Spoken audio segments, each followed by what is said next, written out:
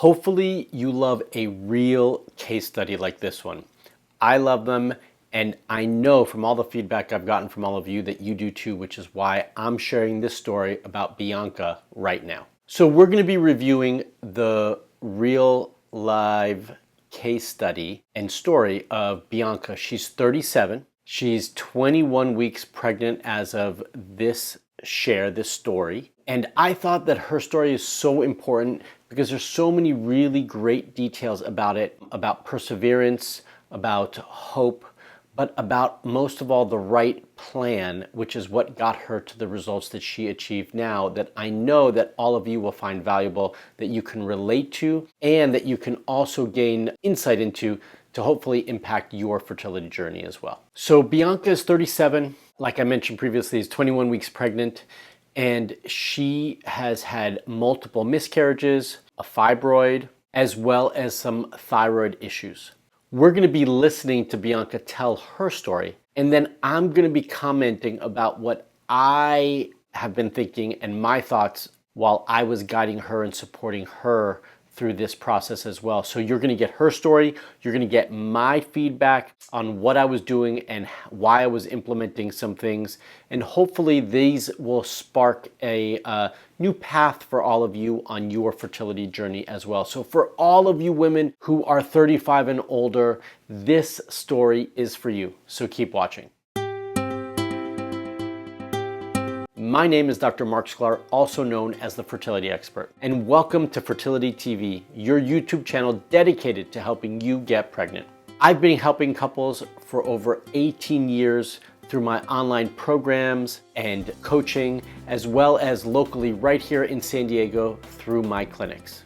If you'd like to have me and my team as your fertility coaches, then I want you to sit tight and stay all the way till the end, because I'm going to share with you how you can apply to have us as your coaches. As we go through this testimonial right now, I'm hoping to share with you some tips for all of you women in your 30s that you can start to implement right now. So let's get started listening to Bianca share her story. I was 37. I had one child that I had conceived without any issues the first try, so I was very blessed there. And then following that, when we decided we were ready to start for a second, I had a chemical pregnancy, and then I had a miscarriage at six weeks, and I was 37 at the time. You know, I felt like I had already gone through a little bit, and I didn't want to go through more, or I wanted to try and do what I could to avoid going through further frustration and pain and all of that. I had fibroids in my uterus, but that wasn't an issue for me to get pregnant with my first son. I had them beforehand. So I don't know if Marc was diagnosed me more with like unexplained infertility or just recurrent miscarriages, because I had those two, back to back kind of. But I had, aside from like menstrual or fertility things, I was extremely tired all the time, even though I was sleeping like 8 or more hours a night through the night. Just didn't really have a lot of energy, and trying to lose weight, but not also losing weight, even though I was eating pretty good.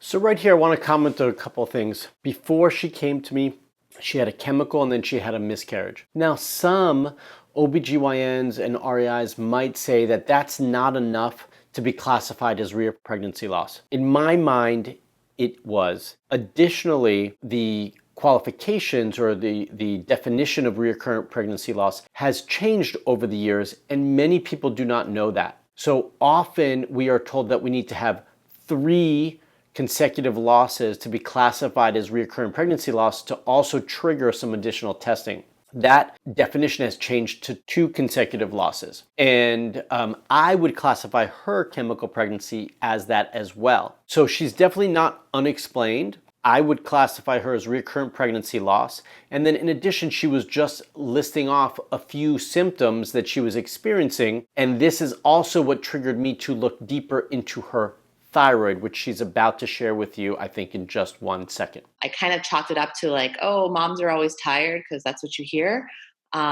but I know that that was wrong. And there was definitely some sort of imbalances and whatever going on in within me. So we did some more testing, some blood work, and we did some hormonal testing, which was really interesting too. And we kind of discovered that I probably have a sluggish, he called it sluggish thyroid. So not really hypothyroidism, but I think he said subclinical hypothyroidism, which the normal test, my gynecologist had tested it and it was within normal ranges. So let's talk about a couple of things here. She mentioned she was feeling those symptoms, right? And those symptoms, we all have to remember that our body is talking to us. It's telling us what's wrong, and we need to pay attention. And sometimes, even though we're feeling like something's off and you might run some lab work, it might come back just fine, doesn't mean that the lab work is accurate. I want all of you to trust your intuition and listen to what your body's telling you, because often that's more accurate. And in her case, her thyroid was off, and yes, subclinically, meaning that it's elevated, it's higher than I would like, but it's not so high that it's outside the normal clinical reference ranges, yet it's too high for fertility. Okay, and so we want to lower that. So that's called subclinical hypothyroidism, and that's where she was joking about having a sluggish thyroid, because that's what it was. It's not working optimally. And so in that, when you go see your OBGYN, they might not think that's an issue. For fertility, it is. We want to see that for sure below 2.5, and I prefer between 1 and 2. And so that was one of the bigger things that we wanted to address with her, was regulating her thyroid and bringing it back down to normal range. One other thing that I do want to mention about this and thyroid issues is that it's very common to see a sluggish thyroid or hypothyroid or subclinical hypothyroid after a pregnancy postpartum. Our body's responding and adjusting to all the hormones, also adjusting now to being a mom and having a little one running around. And so sometimes our endocrine system can't function optimally and get to where it needs to be. And this is something that I often see for secondary fertility issues. And this was the case for Bianca. But not necessarily within the range that Marc likes to see it. So that really helped to explain um, the energy and why I wasn't losing weight. I think specifically, not that I was, overweight, but somebody working out doing some sort of activity and not seeing the scale is also frustrating. And so we worked on my thyroid and some of my hormones as well. Changed did some diet changes. Or, I had followed Marc also for probably 5 months or so before I actually reached out. I think a lot of people are probably hesitant. Like somehow I think some doctor I follow, a naturopath, tagged him in a post, and I said, "Oh, that's interesting given my situation." I started following him because I'm more interested in natural health. And so I followed him because it's hard, you're meeting somebody on Instagram. Is it real or is it a scam? Like, how do I know? And if you're just going to invest money in this and your body and trust in somebody, I wanted to hopefully have the right person. I hear this all the time, right? I found you on Instagram or YouTube and I've been following you, and it's so nice to actually be speaking to you personally. I want to let you all know I'm a real person.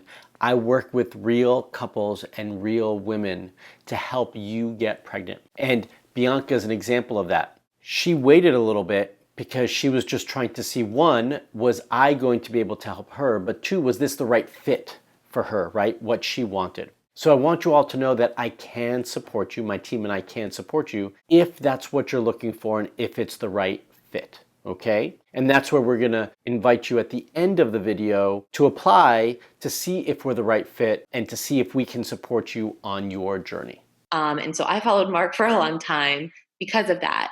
And I kind of I wish I would have reached out earlier, but before, just even following him, he had a lot of great content, but also because of my situation, I didn't know. It was a little bit of guesswork. Like, well, am I recurrent? Is it fibroids? Do I have estrogen dominance? What is it that I have? And something that I always thought I had was estrogen dominance. But given the tests, it actually showed that my estrogen was kind of okay, but it was something else that was going on. So that was really nice to kind of, and also eye opening, like, you kind of tell yourselves these truths, but it's not necessarily a truth. So this is an important piece, right? She knew something was off hormonally. In her mind, she thought it was estrogen. And partly, I believe, many of you also believe it's estrogen because you read so much about this. You hear so much information about estrogen being off or imbalanced or dominant or whatever it might be. The reality is unless we do the right testing, unless we discover the right information through the right labs and tests, we're really not going to know what hormonally is off for you. We were able to figure that out for Bianca. Part of it, because thyroid is a hormone, was her thyroid. But she had other hormonal issues that needed to be supported simultaneously. And it's not always about estrogen. I want you all to understand that. That's obviously an important piece, but we need to get clarity on what it is for you. And part of this is no longer guessing and trying to figure out what it is versus really knowing what it is. Okay, and I think that's a key piece for all of us, is getting the right information based on the right tests, and so we can stop guessing about what we need and what's wrong. And so once we started, once he gave me a plan, um, it was a lot easier in the sense that, like, I didn't have to worry about if I was doing the right thing anymore. Even though you still kind of question, you're like, oh, I have to do this. Like, is this really going to work? But it was nice knowing, having the confidence that he's helped so many women, and just have the confidence from him, and that I didn't have to worry about that, because I think stress is also a big factor. So this took the guesswork out of it for her and can also take the guesswork out of it for you, right? She was wondering, what do I do? And she was watching videos and watching online and reading things, but she was not putting it together the right way because she didn't have the right information. Now she could leave that burden. She could take that burden off of her shoulders, put that on to me and my team. We were able to create a plan for her, and then she was able to just follow it. Although she had to learn to trust the process because of what we were asking her to do. But in the end, she was able to trust in the process and really just let go of that. And that relieved, as she said, a lot of the stress. It was really easy for me in that sense. For me, my plan was, diet, nothing totally drastic, kind of on the path that I already was, but with some tweaks, and a little more strict with adhering to that. This is key when it comes to diet, by the way. She said it wasn't too much of a big change for her because she was already eating well. But sometimes we get a little bit complacent or lazy and we just want something different. So I was there to hold her accountable, right? So she had to be more strict with herself and her diet to follow my recommendations.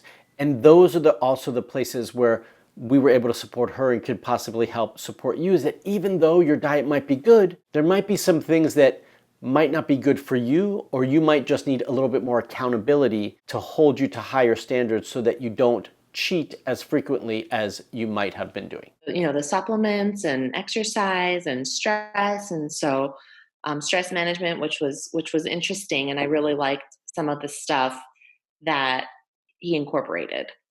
And then I did the 3-month plan. And once we got the green light to go ahead trying, I decided to do a few more months follow-up with him, because I was hopeful to get pregnant, and I wanted the extra support for the first trimester, because that's where I had difficulty before, in the first trimester, holding that pregnant. We are pregnant. I'm 21 weeks already. So as she just shared, she's 21 weeks as of the time of we recorded this, and now it's probably she's a bit further along than that. And she needed about 4.5 months or so to get pregnant. Maybe it was 5 months to get pregnant from beginning to end. And those first 3 months were really laying the foundation. So one of the things that I asked her to do during that time, because of the work that we need to do, was actually not try. I don't often like asking all of you to do that, but sometimes it is necessary. In her case, it was. And then once we gave her the green light to go ahead, we knew, we had confidence that she can get there, because now we set the foundation. We were able to figure out what was going on and guide her through that initial phase of things. And then it was really key to be able to support her through the first trimester, because she had a lot of questions, and we wanted to make sure that she wasn't going to miscarry again, right? So these are the sorts of things that were really key in her case, is really guiding her appropriately, knowing what supplements and plan to put her on, but also knowing when to modify that, when to change that once she got pregnant and then through that first trimester. So we got the green light, and that first month of trying, we were able to conceive. And so Marc provided me support throughout the first trimester, told me which supplements to slowly start weaning off of and what to increase and whatever, and so it's just been good to have that extra support. So she needed that extra support and she got what she needed. But more importantly than anything, she followed through with the process. She committed to the plan. She committed to my suggestions. She was actively involved and engaged in the process to achieve the results that she wanted to do. So it's not enough to reach out to us. It's not enough to have us evaluate your case. And it's not enough for us to write your plan. You have to follow it as well. And she was able to do that. And it was that whole combination of everything that really got her the results that she was looking for and that we were looking for. Additionally, the other key component to getting her the results was finding the right information, was understanding that her thyroid was a key part of this problem that needed to be addressed now, even though it wasn't an issue before, was also understanding that there were some key hormones that needed to be supported that have never been looked at, and that we needed to take a different approach when supporting her pregnancy once she was pregnant to help make sure her immune system was functioning well and that implantation was not only going to happen, but it was going to maintain throughout the first trimester. And so these were some key pieces that we addressed through diet, through lifestyle, through stress management, which was a big one for her, and through supplementation. These are all variables that can influence all of our fertility journeys, including all of you watching. But you have to have the right plan that is customized to your needs, not Bianca's or anybody else's, so that you can get the results that you're looking for. The truth is that you might need a little bit of help on your fertility journey. Maybe you've been actively engaged in your dietary plan or looking at taking some additional supplements, but things haven't been working. Maybe it's time for a new perspective, a fresh perspective, and a fresh take on what you need based on real information, real tests, and real answers. And if that is something that you desire and want, then I want to let you know that my waiting list is now open and you can apply to work with me and my team by using the link in the description below to apply. If you're not ready to start working with me and you want to keep being proactive on your end to make changes on your own to get results, then that's totally fine. I want to leave you with a couple of videos right here that might help you along the way to achieving those results. But just as a reminder, if you are ready to work with me and my team as your fertility coaches, then I encourage you to apply for a discovery call to see if we're the right fit, and you can do that with the link below in the description. Hopefully you found this video useful. If you did, give me a thumbs up. I always love hearing from all of you. So comment, tell me, does Bianca's story resonate with you? What was the one thing that you learned in her story that you found valuable that maybe you can start to incorporate in your fertility journey? And if you're not already a subscriber to my YouTube channel, you need to subscribe. So hit that bell to subscribe and get notified when I put out a new video for all of you. All right, everyone. So hopefully you found this video useful and helpful on your fertility journey. And until the next video, please stay fertile.